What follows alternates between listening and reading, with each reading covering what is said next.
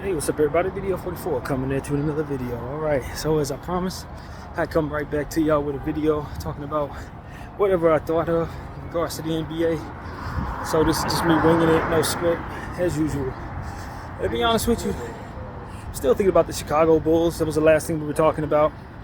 And I just don't think there was much of a move for them to have made when you consider most of what it is that they had would have likely been docked against them for being in such a desperate situation. They probably should have made a move anyway just to keep from losing stuff. But just the same as we say about D'Lo and Bron, it may make more sense, depending on how negotiations go, to risk being able to re-sign them so long as you can re-sign them at a price you like. And if you end up re-signing them for too much, you weigh that against the fact that you probably would have been trading them for salary that you didn't want. You see what I'm saying? I got to match salary for whatever it is that is being sent out. So if I'm sending out something that could be expiring, maybe it makes more sense to me to take the cap space at the end of the season versus trading for a 2 or 3 year deal on like a Grant Williams or something like that, just to make sure that I'm not losing what I have for nothing. You see what I'm saying?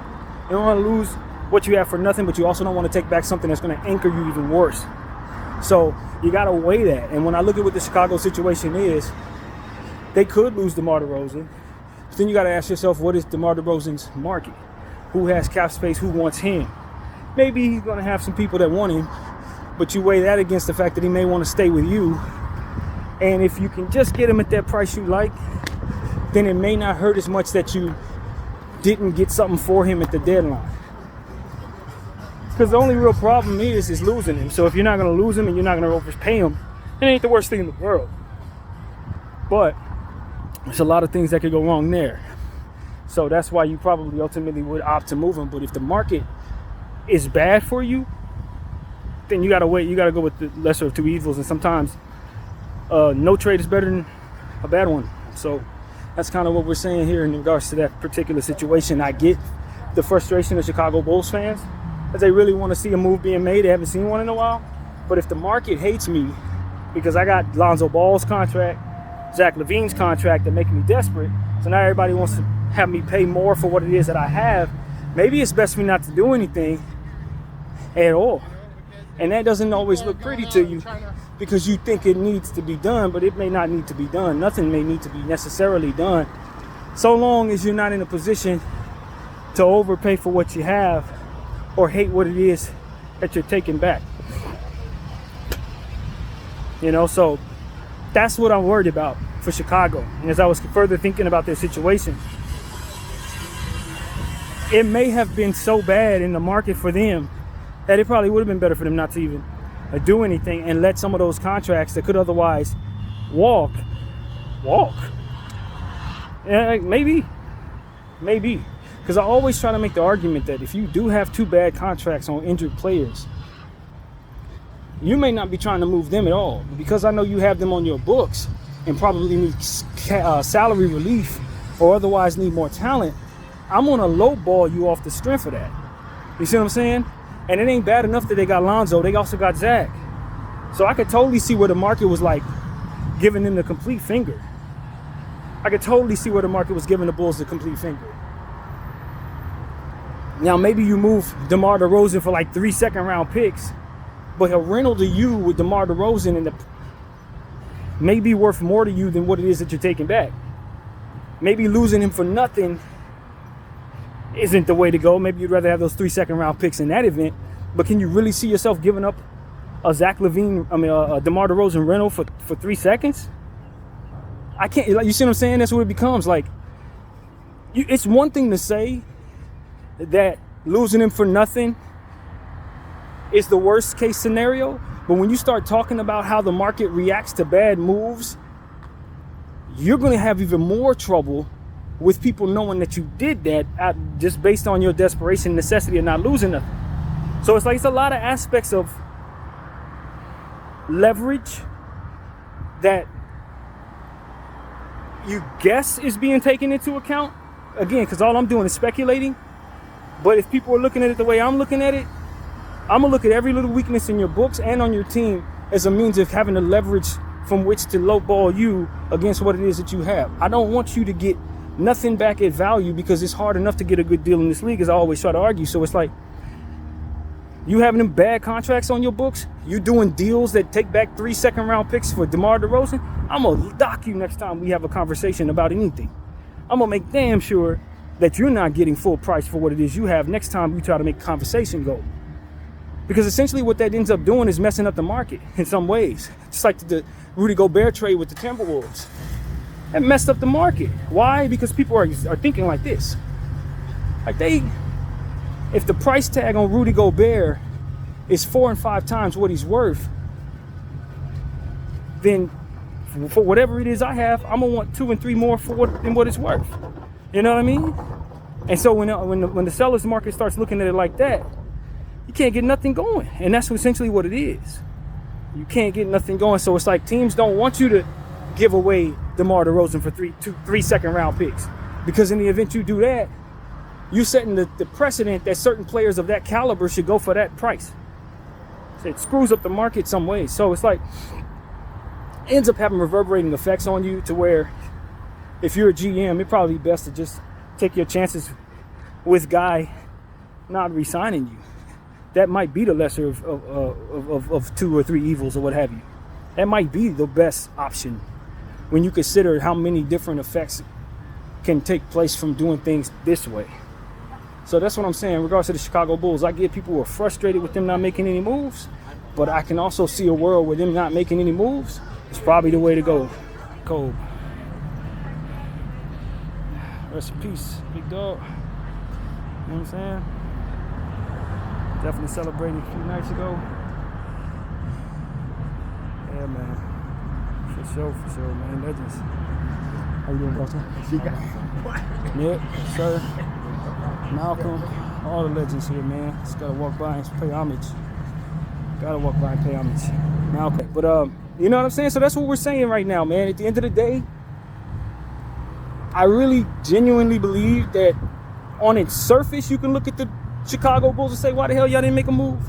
But when you dig in deeper to what leverage is and how they could have messed their leverage up by making the wrong move, it probably is best to just wait again. You're not going anywhere. You can't get off the Lonzo contract. You can't get off the Zach contract. So even if you make certain moves, you're still going to be without 2 starters that are making so much money that you're stuck in no man's land in every direction. And because people are lowballing you, you can't get what you need in return to effectively restart your rebuild, right? You see what I'm saying? If I'm giving away DeMar DeRozan for 2 second-rounders, if I'm giving away Vucevic for a first-rounder, how am I actually rebuilding? When I got the Chicago market that I can argue no one's going to want to come play or sign with me outright. I need picks, multiple ones. But if what I have is not worth that, then why am I stepping out of the no man's land that at least allows me to have some value, at least allows me to have something amazing happen, like Kobe White lead us further than we ever expected, that kind of thing, you know what I mean? So, you know, as I further study these type of things, the more I realize that, like, yo, on its surface, it can be considered simple. When you dig deep, you start to realize that you may not have the leverage to make anything good happen once you commit to make moves, especially if what you have keeps you in a position to appear desperate. So I understand what the Chicago Bulls were dealing with, and that's why I didn't kill them 2 days ago for not making any moves. I think it's safe to say that most people will, and if what they're looking at says something different to them, then I'll listen to the argument. But I just see a world where they didn't have a good market to make anything happen, and it probably was a lesser of several evils to just not make any moves at all and allow their team to just test free agency with the guys that they have, see if you can resign them for a price that you like. You know, I can see the world. So that's what I wanted to say, man. I know that's devil's advocate. Bulls fans definitely ain't gonna want to hear that. But man, there's something to be said for leverage and not having it, and how things that you have can ultimately put you in a position to where if they're worthless, make you look like Boo-Boo the fool out here when it's time to make negotiations happen. And so that's what we talk about. That's what we preach a lot on this channel. What else? Who else is out there, man? I didn't really think too much about teams that didn't make any moves. My mind went to teams that the Lakers were doing business with who didn't make moves, like the Brooklyn Nets and the Hawks. I think the Hawks were kind of in a position to where they could play bluffer's advocate, if that's a way of putting it. But they were bluffing, man.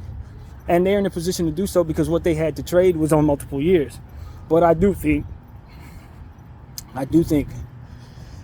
they probably would have been, I think they would have been happy if they would have made some moves to get rid of maybe like Clint Capella and DeAndre Hunter.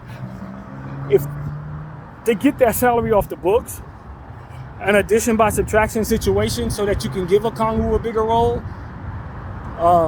so that you can have that albatross of a DeAndre Hunter contract off of your books just in general, because it's a bad contract all the way around. A player that hasn't been healthy at all, I don't even know why they gave him that contract. That was a bad contract to begin with. But getting off of it may not have been the hardest thing in the world when you consider all of the salary dumps that are out there. The teams that have small markets that ultimately want to try to attract guys who may have some upside. I think as a player, his best days are probably in front of him.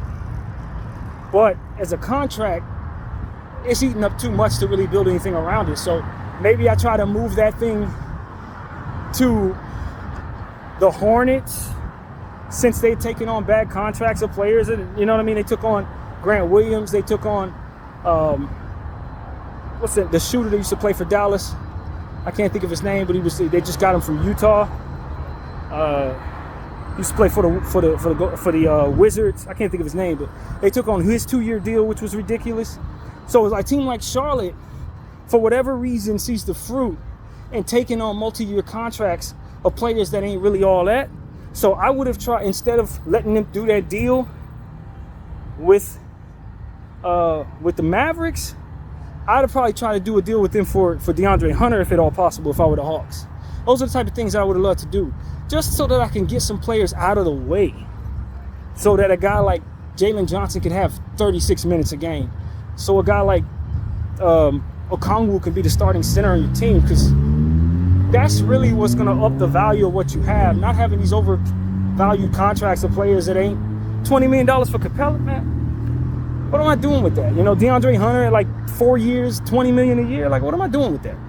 So that's really what I'm thinking. They probably would have been better for addition by subtraction, just shedding salary at whatever cost they could. But once people start seeing stuff like that, then they start asking you for picks, and that's the market we were in. So I can totally see why that probably fell apart. But that would have been the type of thing I'd have been trying to do if I were their GM. You got to just try to get rid of players that are on increased salary, that are ultimately in front of players that you're going to have to pay. You know what I mean? That's really what it comes down to. So I don't think the Hawks, they don't have a Zach LaVine contract holding them down. They don't have a Lonzo Ball contract. So they had a little more leverage from which to operate. But I think they were too busy being greedy, if I'm being completely frank, trying to ask for more for DeJounte than they were ultimately ever expected to get. They didn't work around the margins that could have improved everything they had. So this is bad GMing from where I'm sitting. This is bad GMing. They were the team that looked crazy to me for not making moves, to be honest with you. Because they have Trae Young. They got Jalen Johnson. They got DeJounte Murray. You just need the pieces around them to allow them to step forward. And you need an overall stronger bench. So that's my thing with the Hawks. They're going to always be in no man's land so long as they're always looking to bluff the market. You know what I mean? They're never going to really get out of this their own way, honestly. Who else comes to mind? The Golden State Warriors. Getting off of Corey Joseph and getting a second-round pick was amazing. Corey Joseph ain't worth nothing in this league. I don't know what the hell the Pacers were thinking. And then they turned around and waived Corey Joseph. Well, why the hell did you give up a second-round pick for Corey Joseph? You just simply gave away a second-round pick for no reason. Like, that's exactly what the Indiana Pacers did, as far as I could tell. They traded a second-round pick to open up a roster spot, which is absolutely unnecessary. Like, that's unnecessary. So I don't quite understand what the hell the Pacers are doing there. Maybe there's some other things in play. Maybe that was a preliminary move for the Golden State Warriors to maybe give them a player next year, as we always talk about those type of things. If we see the Pacers and the Warriors do a big deal next year, we'll understand why. Because they did Golden State a complete favor by taking Corey Joseph, trash behind, off of the team and sending them a second round pick, which I would have. Without something else going on, I would have laughed and hung up the phone. Truthfully, that boy don't hold no value, and if he did, they wouldn't have waived him right away. That should not have happened. As far as I can tell, the Golden State Warriors should not have been able to get no second round pick for no Corey Joseph. That should not have happened. What else, man? There's some other things to consider. Aside from that, I'm not surprised they didn't move Clay. Not surprised by that. I think they'll probably end up moving him, but probably not in this market. And see, that's the problem. It's like you could be ready to do something, but when you start seeing what people are ready to pay for stuff and we're asking for stuff from in regards to the price tag, this wasn't the market to really move in, man. It just wasn't. I could be ready to do this, that, and the third, but once people start talking about give me 2 first-round picks for my role player, you just got to give the finger to the market and just wait. And so that's why it wasn't a whole lot going on, because these sellers were jerks. He got sellers out there. I mean, that's just crazy. What the Toronto Raptors did, if you see Masai Ujiri give up a first-round pick for Kelly Olynyk and Akshay Agbaji, you understand what type of market it is. He's known for fleecing people, and he got fleeced. Granted, by Danny Ainge, the other person that's known for fleecing people, but that's not the point. Like, that tells you how much of a crap market this is right now. And so that's what it is. And people think that the issue is this. It's an overall consensus that this is about to be a bad draft. The problem is nobody wants to act like they believe that when it's time for them to be receiving picks. They want the sellers to believe that, or rather the buyers to believe that, if that makes any sense. But they don't want to start acting like it when it's time for them to give up picks. Oh, this is a bad market. The picks don't matter. And then proceed to tell people, nah, I'm not going to give you 2 picks for this or that. Or I'm not, you know what I mean? It's that kind of thing going on. So it's like, if picks don't hold any value and this is supposed to be such a bad draft, people aren't acting like it when it comes to the price tags of picks. Not as it pertains to those who are supposed to be giving them up. Hell no. And I think one of the dynamics that's in place is because of the Bronny James effect. You want a first-round pick in this draft, you want a second-round pick in this draft. This may be a sucky draft, but by default, if you happen to land that kid, you may get LeBron James. And that is in the back of every single team's mind. Whether they want to act like it's on their mind or not. It's there as a target point for either holding on to picks or demanding them in a bad draft. Which I don't believe in a bad draft. I really don't. It may not be a Wembanyama draft, but y'all guarantee you're going to find something. I've only seen maybe one bad draft in my entire life, and that was a Mike Miller draft. It was one bad draft. That was it. You've had drafts that are not as great as others, and we've come out of a world where the last 4 drafts have been spectacular. If you ask me, 4 straight drafts of spectacular guys, but I'm not going to sit up here and act like I've seen bad drafts very often. And doing homework on some of these players that are coming out, this ain't going to be a bad draft. It's just not of the level of what you would expect you would get from other guys that have come into the league over the last 3 years. But they got some killers coming in. I don't know if there's any number 1s though, and that's really what it comes down to. The person who gets the first overall pick, I'm not sure you're getting a number 1. You're probably getting a number 2 or a high level number 3. But like when it comes to role players in this draft, you're going to find great role players in this draft. You're going to find guys that are going to have a nice future in this draft. You're going to have guys, if you develop them, that are going to be very good in this draft. So I don't agree with this being a bad draft. I don't think so. In fact, I'm certain it's not.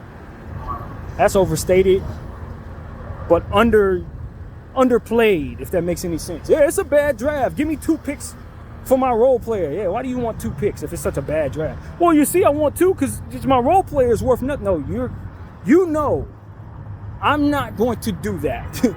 And that locks up the market. That locks up the market. Your role player, even in a bad draft, is not worth 2 picks. So you got people overvaluing or undervaluing picks, but overpricing them, if that makes any sense. That is exactly what they're doing. And so, yeah, it was hard to move. It's hard to move in that market. It's hard to move.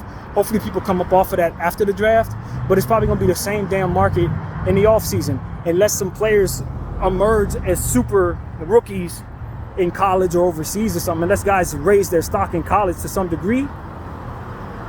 Or if Bronny James goes back to school, as to which that changes the dynamic of the draft entirely as well. It's probably going to be just as bad of a market in the offseason before the draft. Because people are going to still perceive those draft picks the same damn way. Give me 3 of them for my role player. F you, I'm not giving you none of that. And that's what the market ends up having happen. So yeah, this was an irritating year for that. But you did find teams like Washington and Detroit who were willing to deal because they were able to find partners who were willing to deal with them. And so it worked out for those teams. Dallas was able to work it out with Washington. Detroit was able to work it out with Minnesota, even though in my mind that was a bad trade too. I don't value Morris, what's his name? Monte Morris like that at all. They overpaid for Monte Morris completely. But they'll tell you different because they value him that high. So, you just live with what the market gives you, and if there is nothing there you like, then no trade is better than a bad one.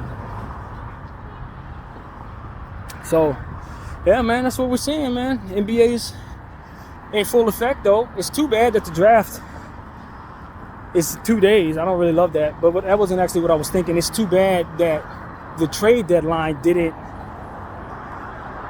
come later, if that makes any sense. I think the trade deadline would have been benefited. It would have benefited a lot if the trade deadline was maybe 2 or 3 weeks after when it was. Because it hit in such a sweet spot to where some of the players that were likely to be traded started playing really well. And if you would have waited a little longer, in theory, maybe they would have cooled off and it could have made for a more open market.